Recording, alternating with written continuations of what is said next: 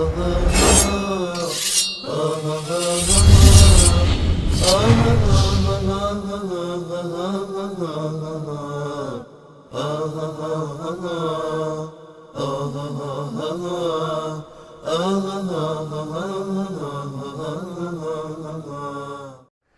سلام علیکم، بفرمایید.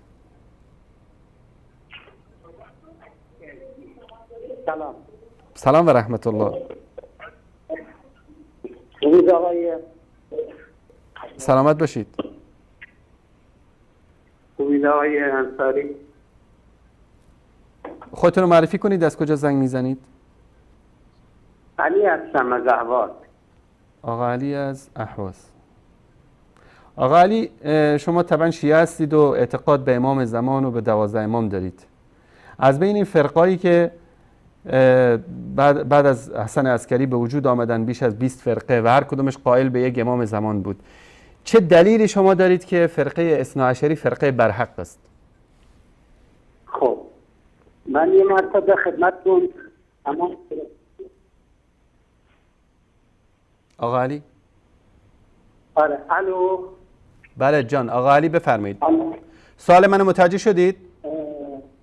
بله سوالتون رو متوجه شدم، اما درباره این کلیپ ها و صحبتات آقای مجلسی و اینا خواستم یه نکته رو بگم. باشه، اگر میخواید در مورد کلیپ ها و آقای قزوینی صحبت بکنید، یک دلیل، یک روایت، یک نص از کتاب های ابن تیمیه بیارید که گفته باشه که سران مذاهب اهل سنت کافر و زندیق هستند. بفرمایید هر کدومش دوست دارید از این دو موضوع رو انتخاب بکنید. خب آقای انصاری، از کتاب مجموع فتاوا جزء 4. بله درسته؟ اینا آقای تیمیه اینجا میگه تمام حال شافعی شرع یعنی الاعتقاد قلنا له هذا من الافضال. وقتی ترقی میکنه میگه ارتداد، یعنی کسی که بگه من شافعی شرعم اشعری اعتقادم این مرتده. خب راست میگه. خب راست میگه. یعنی اهل سنتی خب راست میگه. خب راست میگه. راست میگه. آقا علی راست میگه. ببین گوش کن. الان من و شما یک لحظه ابن تیمیه میگه که اگر کسی بگه که من مذهبم شافعیه، عقیدم اشعریه، این انسان مرتده. درست؟ درسته؟ این حرف ابن تیمیه است. درسته؟ بله. الان من از شما سوال میپرسم، امام شافعی در کدام سال به دنیا آمده؟ الو؟ امام شافعی، الو نگو، صدای منو میشنوی. امام شافعی در کدام سال به دنیا آمده؟ امام شافعی من کار ندارم به چه سالی اومد. خیلی کار داریم، ما کار داریم. الان گوش کن، امام شافعی عقیدش اشعری بوده؟ یه دقیقه آقای من یه سوال ازت علی جان من حرفی رو که ابن تیمیه گفته، الان تو قرار بود که تن وارد بکنی که ابن تیمیه بد مذاهب اهل سنت رو گفته. من الان از شما میپرسم امام شافعی، یک لحظه جای منو بده علی جان، امام شافعی عقیدش اشعری بوده؟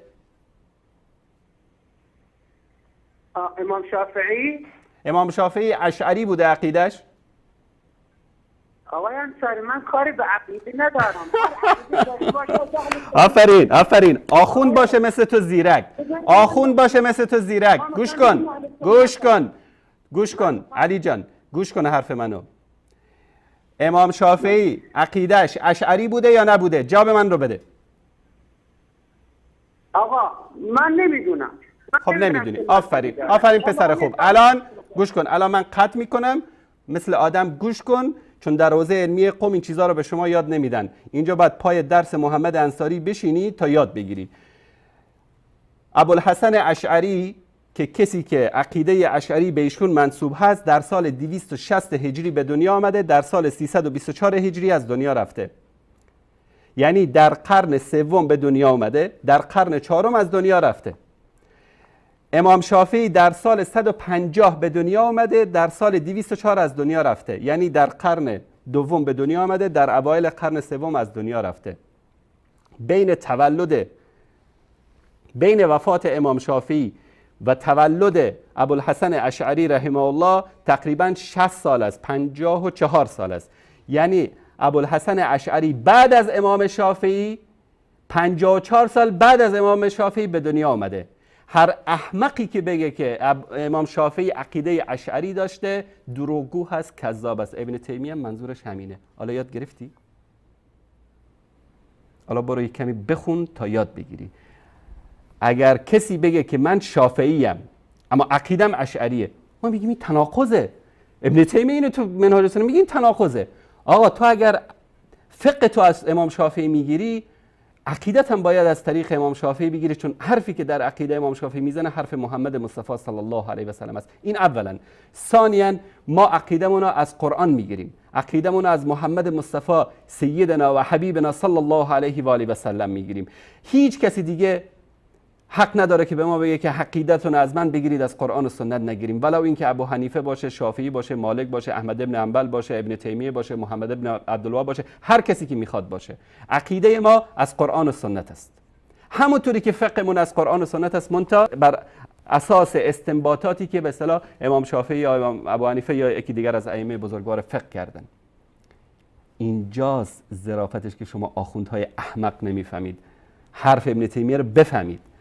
امام شافعی در سال 150 هجری به دنیا آمده، در سال 204 هجری از دنیا رفته. ابوالحسن اشعری در سال 260 هجری 54 سال بعد از امام شافعی به دنیا آمده و در سال 324 هجری از دنیا رفته. امیدوارم که یاد گرفته باشید، گرچه این شما اینقدر خنگید شما آخوندا که 1000 بار اگر میگی خر عیسی گرش به مکه برند چون بیاید همان خر باشد.